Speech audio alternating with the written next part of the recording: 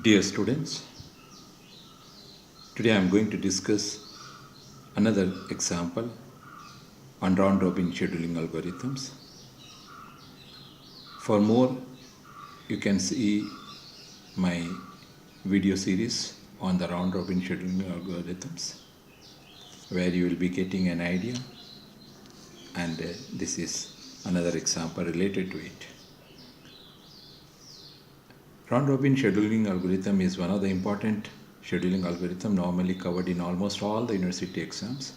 Hence, I have put some 2 to 3 examples additional for the students to understand more in deep.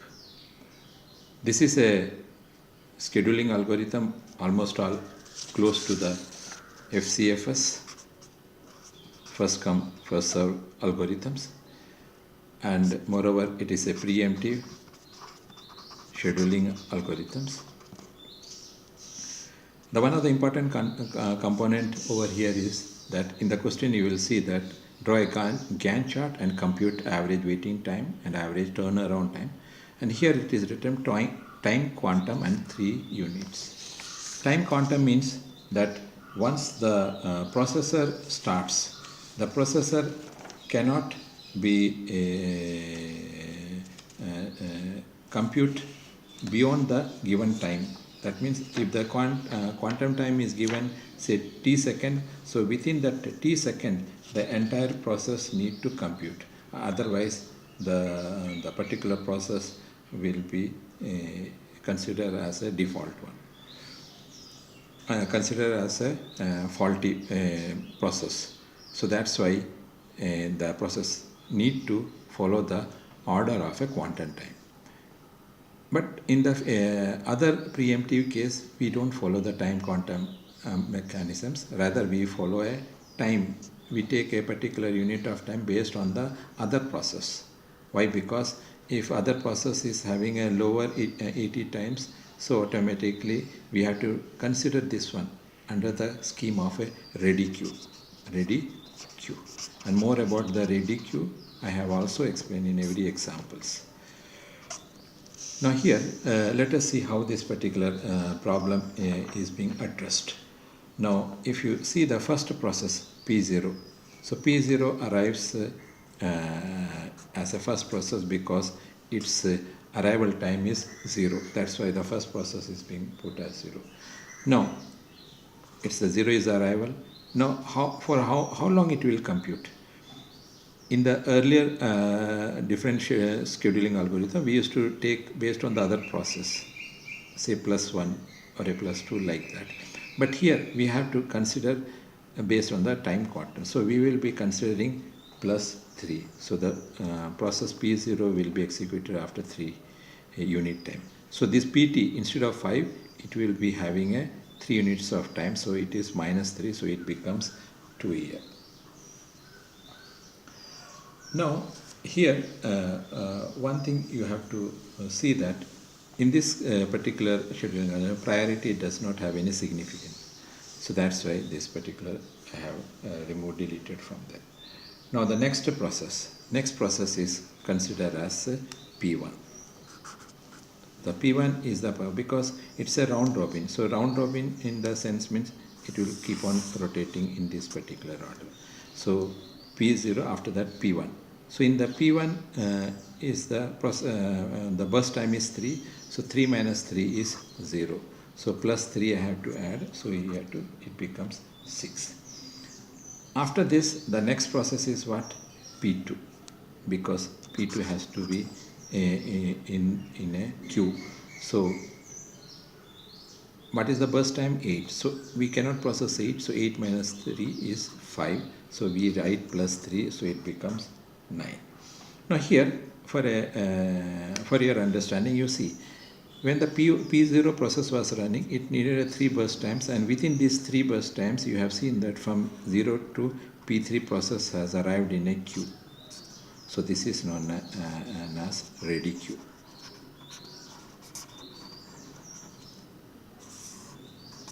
Okay, so that is known as ready queue. Now here you have to see that when the after the process P2, the next process is P3. So P3 will run for how long? P3 will run for again 3 units of time. So 6 minus 3 is 3 plus 3 we will add here. Here when we subtract, here we have to add. So it is 9 plus 3 is 12. After this, what is the next process? You will see that the process P1 is almost all over, so it is 0. So this is cancelled. Now the next process is what? P2, P0. So the P0 we will be considering, and how long? It is 2 units. Quantum time is 3. It should be either less than 3 or equal to 3. Within this 3 unit time, the process has to go. So we will consider the entire 2. So 2 becomes 0. So we write here the process P0, and then we will write here plus 2, it becomes 14. What is the next process? So this process also over. Next process is P2. So we will consider P2 here, and we will consider the process minus 3. So it becomes 2 here. So plus 3, it becomes 17 here. So after P2, which is the next process? P3. So in the P3 is what is that? We will be similarly considering minus 3. So it becomes 0. Plus 3, it becomes 20. After this one, which is the process? It is the process P2. It becomes 0. So process P2 becomes, we will be adding plus 2. So it becomes 22.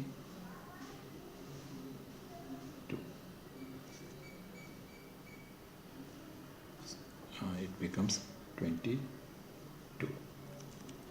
So we have seen this particular scenario is that you have seen that in this particular scenario is that P2 has repeated for how many times? One time from here to here, 1, 2 and 3.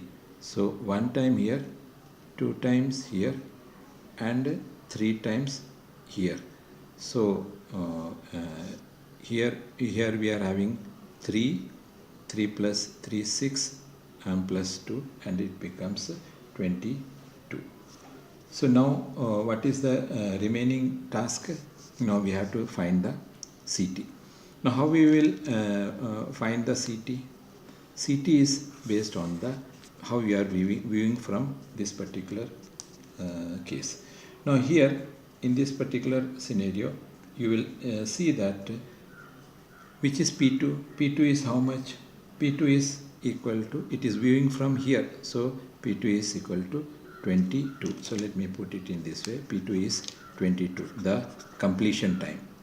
Because P2 is the, P2 may be repeating here P2, P2, P2, but this P2 completes at 22.